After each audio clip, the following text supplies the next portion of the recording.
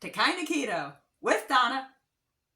Well, it is officially strawberry season. Fresh, wonderful, sweet strawberries. And on keto, we can have strawberries. Yay! On my channel, I like to do some cooking videos, some grocery hauls, checking out keto items in grocery stores, some budgeting tips, save you guys some money, and me, and things like that, and keto inspiration in general. But today's video is going to be still a cooking video with the strawberries. I am going to make some strawberry jam with no pectin and no gelatin. This one is one I have done before several times. It's with the chia seeds. It's strawberry chia jam. It comes together really easily, and you can use fresh or frozen strawberries.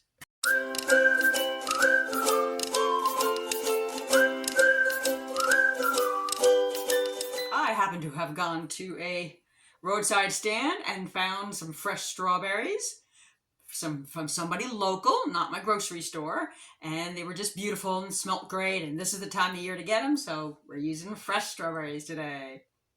Now, I have made strawberry chia jam way before keto and low carb and just use regular sugar, but I did want to check out different recipes when I started making it last year. I didn't know if it was just an easy swap with the sugar sweetener or if there's other things to consider. This one is from Wholesome Yum, and I will leave a link to that in the description box.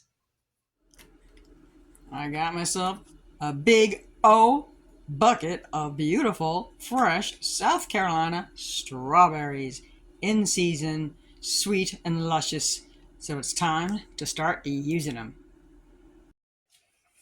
Here are the ingredients you are going to need to make your wonderful strawberry chia jam. This is the version with the chia seeds. And you can have your beautiful fresh strawberries. And of course you can do it with the frozen strawberries as well, because it's going to still release liquid. But the smell of this beautiful fresh strawberries is so good. You got your chia seeds. I'm probably going to do a double batch. So that's going to be 1/4 cup. Otherwise, it would be 2 tablespoons. 1/4 cup equals 4 tablespoons. And she has a special allulose blend on her website there.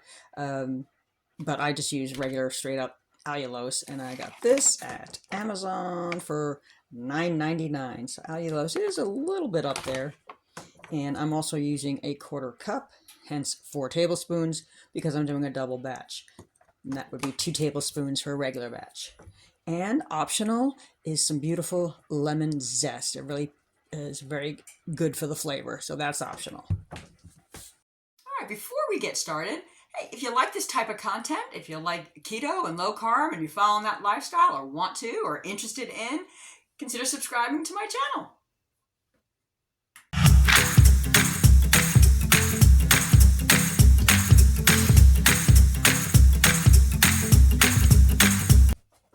Now, the lemon zest is definitely optional, but it really does punch up the flavor. And hey, how much is a lemon, right?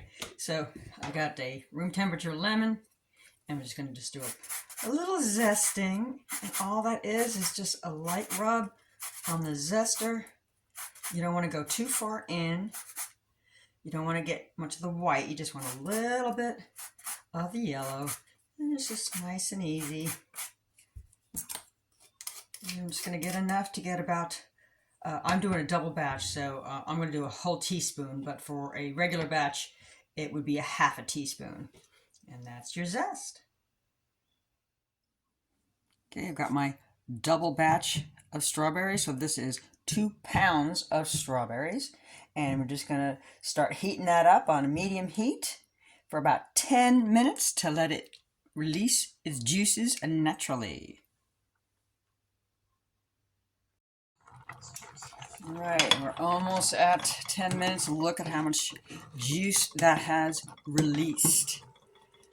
They just smell beautiful strawberries. Yummy. So we're just about getting ready to our mashing phase. Okay, now we're getting ready to mash. I'm going to shut off the heat. And just, oh, look at all this liquid. That means this is beautiful, fresh strawberries. You get a good amount of jam here.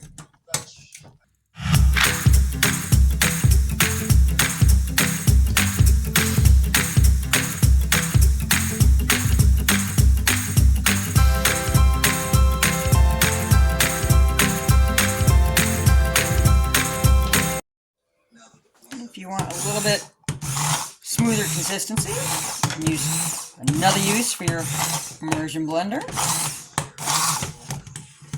Careful, oh, it's hot.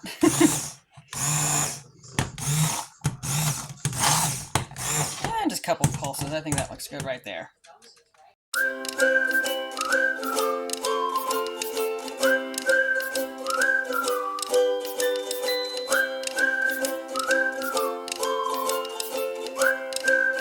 So the 5 or 10 minutes is really just to see how thick your jam is going to be. So, I mean, to me, I'm fine with that. And if you didn't like that consistency, you can always add like 1 or 2 more tablespoons of the chia seeds. And then we're just going to put this in containers, and we're done. Well, this is how much jam I got. What's great about this is you can freeze it. So I definitely needed some containers that were airtight and freezer safe. So those are going to go in the freezer for some backups. And also just another little plastic container for the freezer. I'm going to let this cool completely, of course. And then this is what I'm going to use for right now. This is a preserving jar, but this is not being preserved. You cannot, can. The chia jam has something to do with the chia seeds or acidity or whatever. I looked it up last year. But so this is just for my immediate use. Got a couple things I'm thinking of with this. So that is not, it's glass, so it's not going to go in the freezer, and it is not being like preserved, like the hot water and all that, and being sealed. So this is not going to be shelf stable. This is going to go right in the fridge. But these 3 can go in the freezer. So there you have it.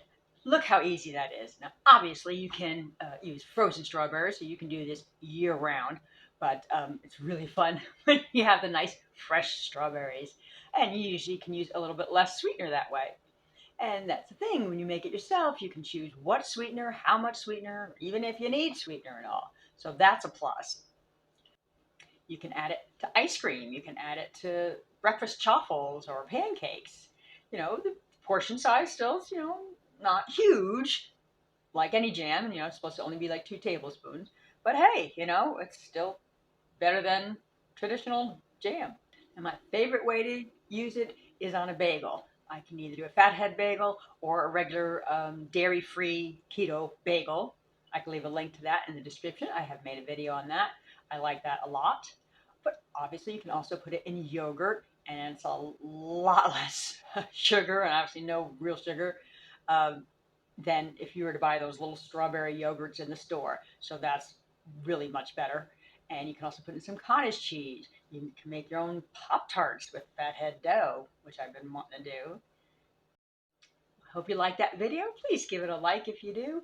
Please leave me a comment. I'd love to hear from you. Do you have any questions? Have you ever tried anything like this before? Are you willing to give it a try? And until next time, bye!